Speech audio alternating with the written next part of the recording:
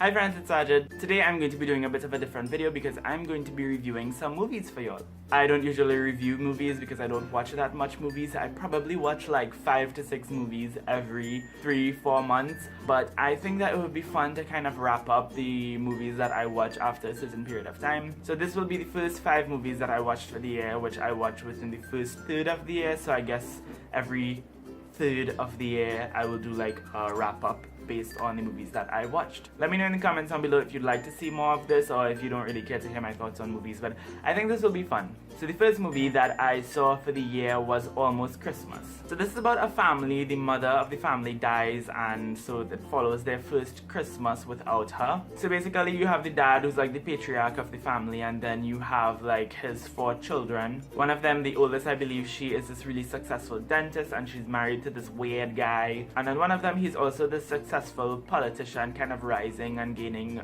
fame and status, and he has a wife and 2 kids. We also have another one who is kind of broke. She's a bit poor. She's kind of trying to get through law school. She had to take some time off of school to work to get some money, and she has a daughter and she's single. And then we have the final youngest child, which is a guy. He's about my age. He's kind of a lanyard and he is struggling with like drug abuse since their mother passed away. So there's really not much to say about this movie other than I absolutely enjoyed it. It was very cliche, it was very tropey, but it was cute. I love the family dynamic in it. I love how the siblings were all working out their problems and their issues, especially the 2 sisters. They hated each other at the beginning of this movie, and you really got to see their relationship go up and down throughout the entire thing. I really love this particular scene where they were in the heat instance of hating each other, of not liking each other, but then the song that they used to listen to as children came on and they just completely forgot all about that and decided to dance and sing together. Other than that, I think this was just a really fun, cute movie if you want to watch something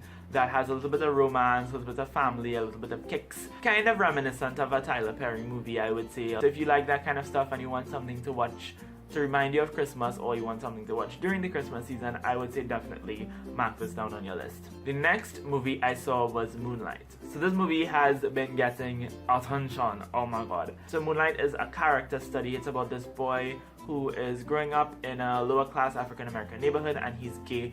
So it follows his experience with class, race, gender, and sexuality. And it really covers those 4 issues and balances them out so well. We follow him in his childhood, in his teenage years, and in his adult years. And we really get to see how those 4 things intertwine to create this very unique experience. You saw how homophobia really shaped his masculinity as he grew up, really shaped the way he acted and caused him to repress a lot of his emotions, to the point where when he's an adult, he is just completely blank. But moreover, this is something people tend to not really talk about that much when they talk about this movie because they're so focused on the gender aspects, but I think that this movie really does offer excellent insight and analysis of the life of Black and African American people in working class communities. It really shows the different kind of struggles that a lot of them face, and if I sit down here and talk about all of those things, we'll be here for 2 hours, and I don't really feel like it's my place to talk about these things. I will say my only critique of it is that I did find it to be a bit underwhelming. I think I went into this movie expecting it to be more plot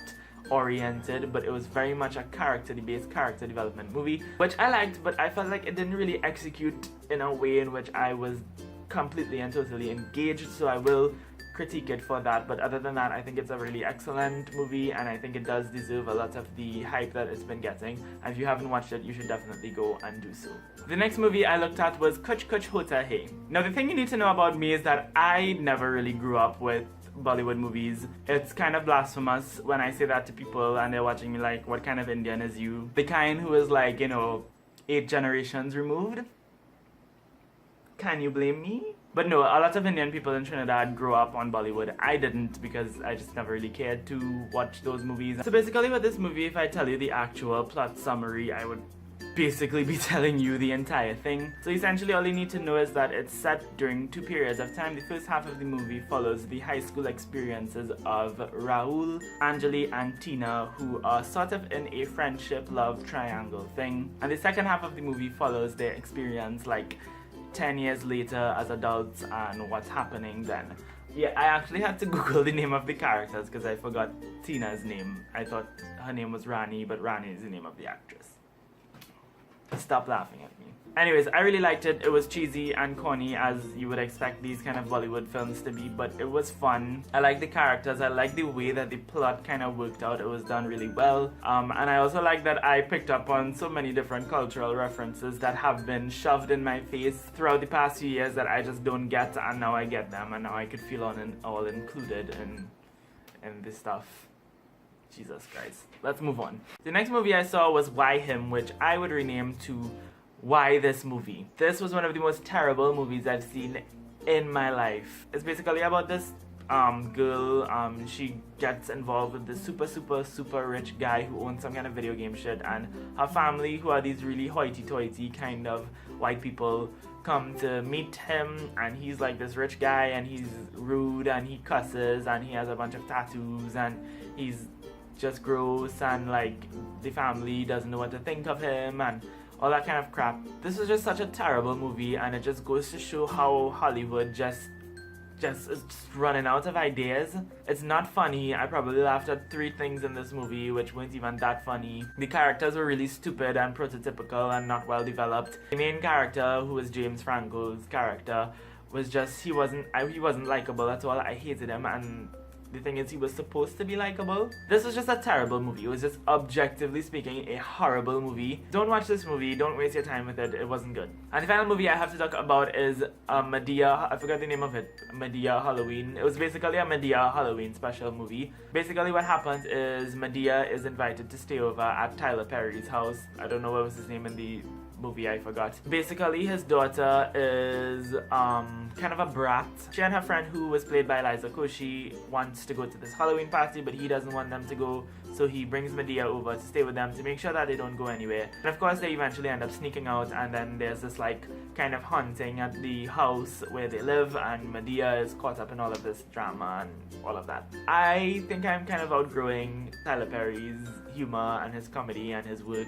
His characters are starting to be caricatures of black people, which they're supposed to be that, but I feel like he's starting to cross this line into just kind of creating these black characters for that kind of gaze that people want to see black characters as, and it's just kind of getting old. It's getting cliche. It's very unoriginal. We've seen it in all of his other movies. Tyler Perry always tries to do this like moral thing where it's like the characters learn from their mistakes, and he was trying to like create a situation where the girl was kind of learning that her brattiness is wrong, and she had to apologize to him, and it was so poorly done. Like, even the acting in that scene on the part of all of them was just terrible, and it felt like he just shoved that in there and stuck it in there really disjointedly just so that he could have that typical Tyler Perry moral of the day kind of thing. And I did like it, and I would recommend watching it if you like Tyler Perry, but it just wasn't anything special. And those are the movies I have to talk about. I hope I was okay at reviewing these movies. I am not